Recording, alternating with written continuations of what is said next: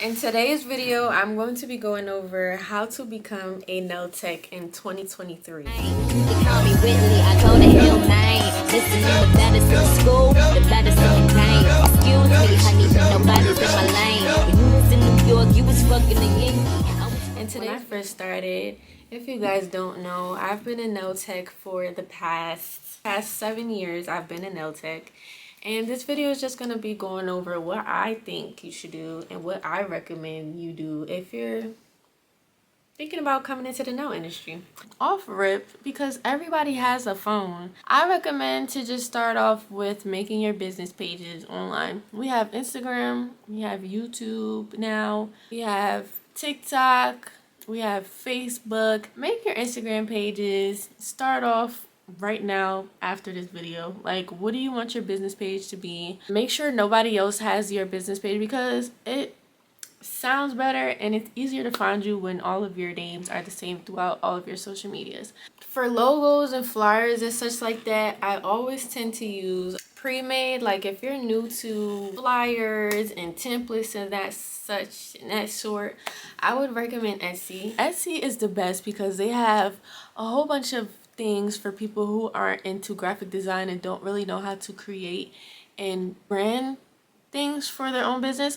So I would recommend going to Etsy. They have business cards, they have flyers, all the type of graphics that you really don't know how to do are provided on Etsy. Very, very, very much recommend. I really, really love Etsy. And yes, if you have like already a main page with a big following, you could even start off promoting to the people that you already know. Like, hey, I need models, or hey, I need people to work on. If you have like family members or sisters and brothers, if you have if me personally, I had a family member, which was my mom, but she always gave me a hard time. So I just never really liked working with my mom because it seemed like as a beginner, I didn't really know what I was doing. And she's the type to like, ow, that hurts. Like she's that type, like, oh, that hurts. Why does it look like very picky? So I just never. I tried working with her like 2-3 times, but if you have like somebody who like will let you work on them and let you make mistakes and let you mess up on them, like a sister or brother, I would recommend at least like 3 times a week, and you can practice and practice and practice until you feel like you're good enough to post your work. Once you post your work, you could post that to your main page. If most people have a main page, with followers and friends and family that you already have, show them your work. Hey, I'm looking for models, and use those people from your main page to grow your business page. Me personally, I would recommend keeping those two separate only because, well, I was younger when I first started my business. So I was 16 years old, right? And a 16-year-old girl is very emotional. I wish that I would have kept those things separate. So like I would always, when I was younger, go online and go ranting and, oh, I hate when this, and just posting memes and stuff that don't have nothing to do with business, and just so I don't recommend you do that. I recommend you just keep your main page how you are. If you want to promote your business, you can do that like through links and repost, but I would recommend just keep business separate and your main personal life. Keep those two separate because business is business, your personal life is your personal life. Because we are in the age of social media, get you a notebook. If you have an iPad, schedule out what you're going to post for the entire month. Like, what type of content do you want to show your potential clientele? Like, oh, what do you do? Such as like how you set up for the day can help, or what does your space look like, or what type of work do you do? You want to show people so they know what they're getting. As far as your bio should have everything they need. Like, what is the name of your business? What type of services do you offer? Where are you located? Now, if you are home based, obviously you wouldn't put your address. But where are you located? Such as like, oh, Brooklyn, New York. And also too, I feel like what I just started doing is post your availability in your bio. Like what is the earliest somebody could get in with you on an appointment, and they can book online. Getting into the next subject, which is booking. I have tried 3 different booking sites. The first one was Square Appointments. I didn't really like that, but I do still use their POS system only because they have Apple Pay on there. And I only use that with like my really close clients. Because new clients, you have to make sure, a lot of people, especially when you're new, are going to try to play in your face. And they don't want to pay for the time that you spent. Or a lot of people are going to, oh, can I get a refund? No. I sat here for 3 hours, which most know are, it's 2023. Nobody's just slapping acrylic on anymore. So it doesn't take an hour. Yeah. Most tests are going to take you 2 to 3 hours. It still takes me 2 to 3 hours if I'm doing like nail designs and things like that, such and sorts. Okay. I didn't like Square Appointments because I didn't like that I couldn't put my own pictures in there to show like what services were what. It doesn't show up like that. I've tried Booksy. Now, a lot of my clients complained about Booksy because they make you make a whole account just for you to book an appointment. Like I'm trying to book an appointment, but I have to make an account to book an appointment. Gotta put my card information. It's easier for the client when they're trying to come back to you, but no client really wants to go through the process of trying to make a whole account, and it's too much. Then like Booksy.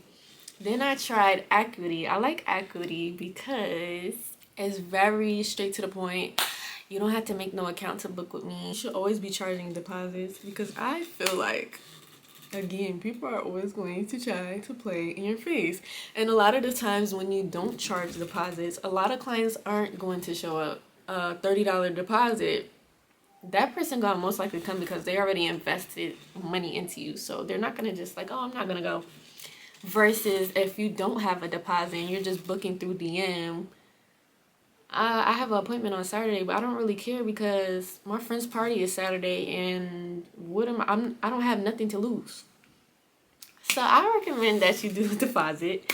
I like Acuity because Acuity is like, you can make it more personable. Like if you have like your own business color, that's another thing that I would recommend you do is buy a brand template. Brand templates go over what type of fonts you want to use in your business, what type of colors you want to use, how you want to set it up to make it look nice and cute and uniform. Brand templates, what kind of posts you're going to do, how are you going to set up your content and things of that sort. Get you a brand template and all of that.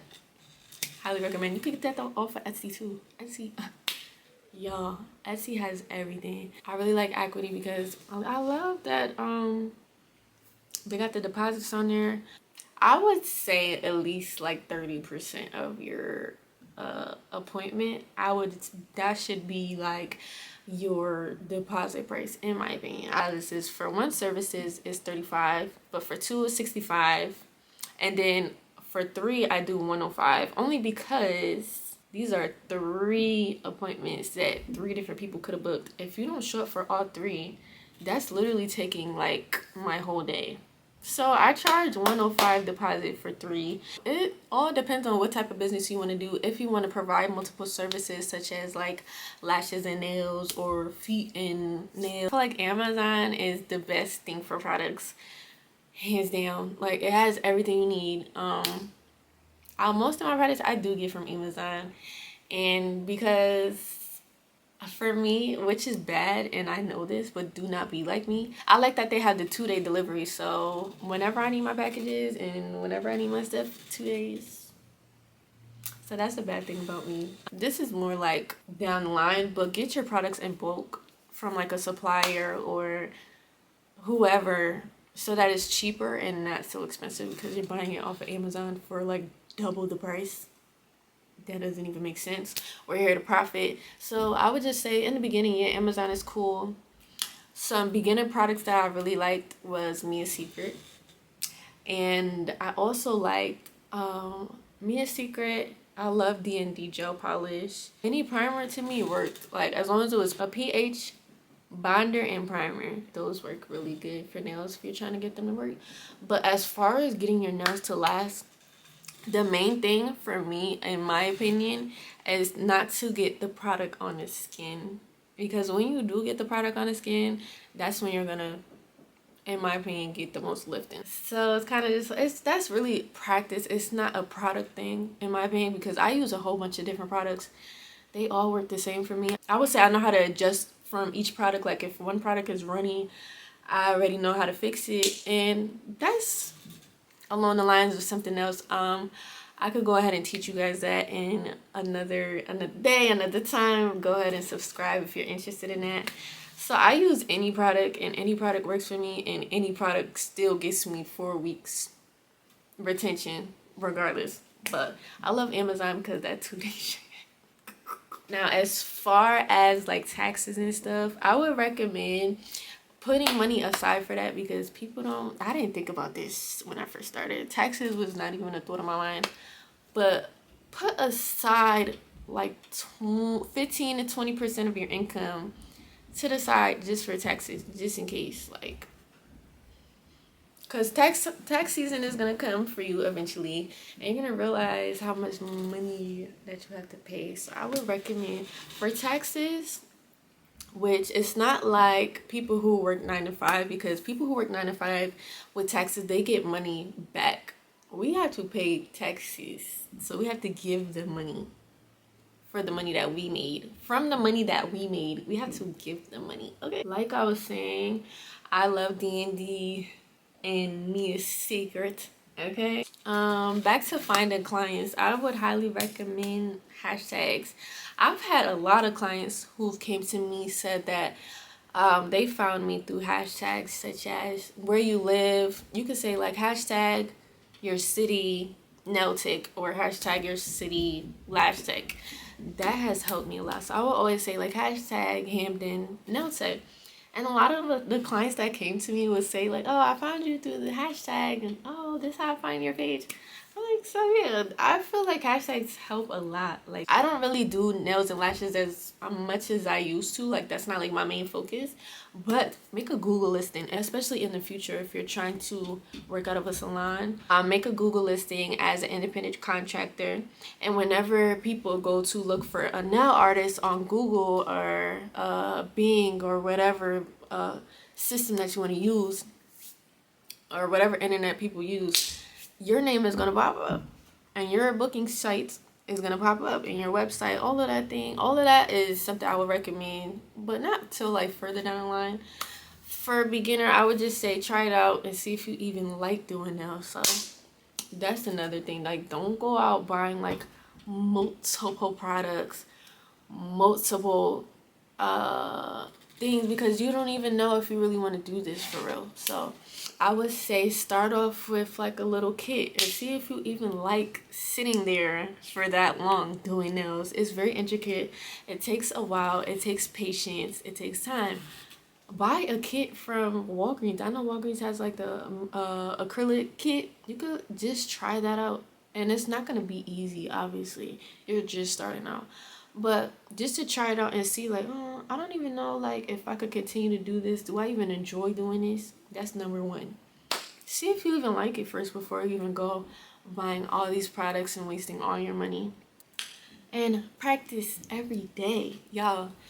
I don't know why, but it seems like the clientele nowadays thinks doing nails is so easy. It's not. Like after school, after high school, I would always practice for an hour after, and I'm not lying. I would practice for an hour after school just to make sure like I'm bettering myself, because without practices you will never get better. Like my work, if I could find a picture, my work wasn't always good like how it is now, but it's because I practice every day. And I do the same thing with lashes. I'm still kind of new to lashes. This is like my second year, but for lashes, for me, I always quit like when it was getting hard. Like I quit and then I come back. I quit and I come back. So for lashes, I'm still like a little newbie. But it's the same thing with lashes. You have to practice consistently so that you can see the results that you're looking for. As far as clientele, as a beginner, I don't know if it was because I was young, but like I said, a lot of people are going to try to play in your face and try to get over on you, try to not pay, even if your work is good.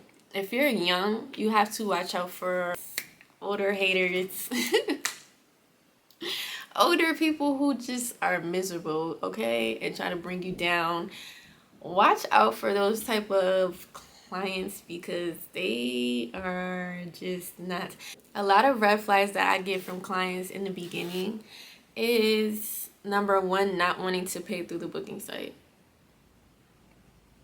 What are you doing?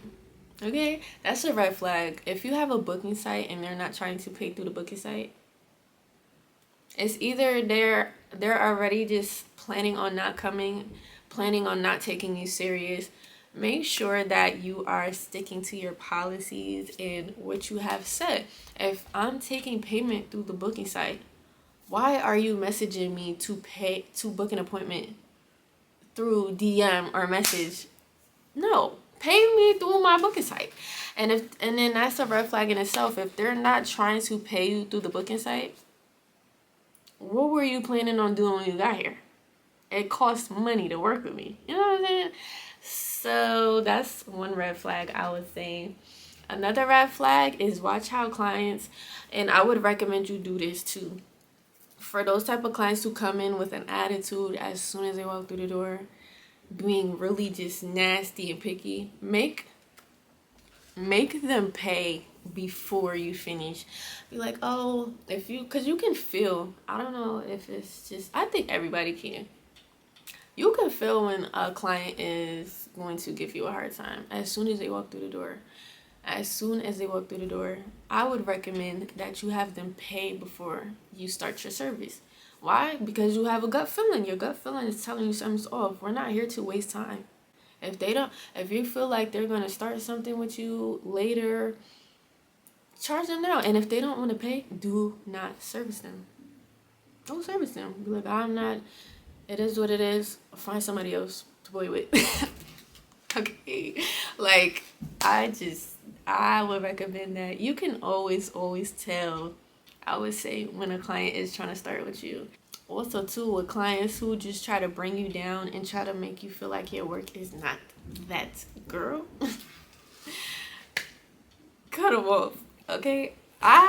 Me as a nail tech, I'm very big on protecting my peace. For me, like with clients, I'm very, I would say very introverted.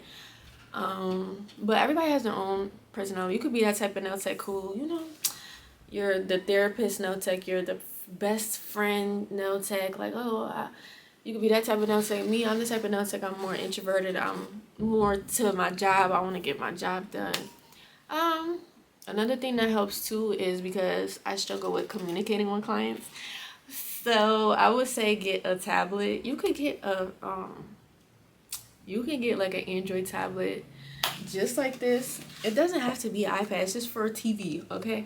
Because it's going to be those moments and those awkward silences when you're doing services. If you're not like a people person, you're going to have those awkward silences.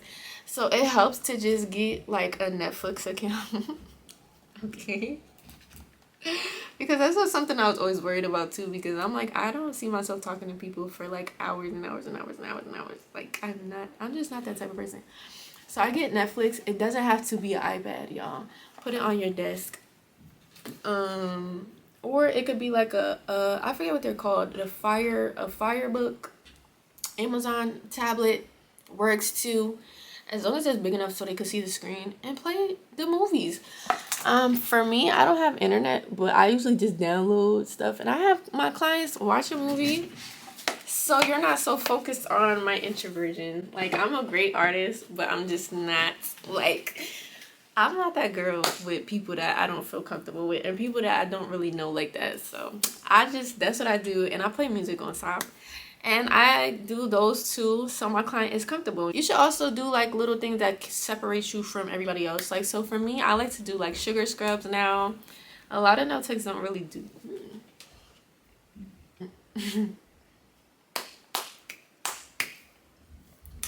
A lot of nail techs don't even really do sugar scrubs like that. I like doing that because I feel like it's very moisturizing, and after a click you get like those nasty scabs and stuff, so it helps with that too. So I feel like that sets me apart. Refreshments, I always offer like water, the tablet thing. Watch a movie, you don't have to stare at my face the whole time. Movie is an option. Always have music playing in the background. I always have some type of snacks afterwards. I do goodie bags sometimes.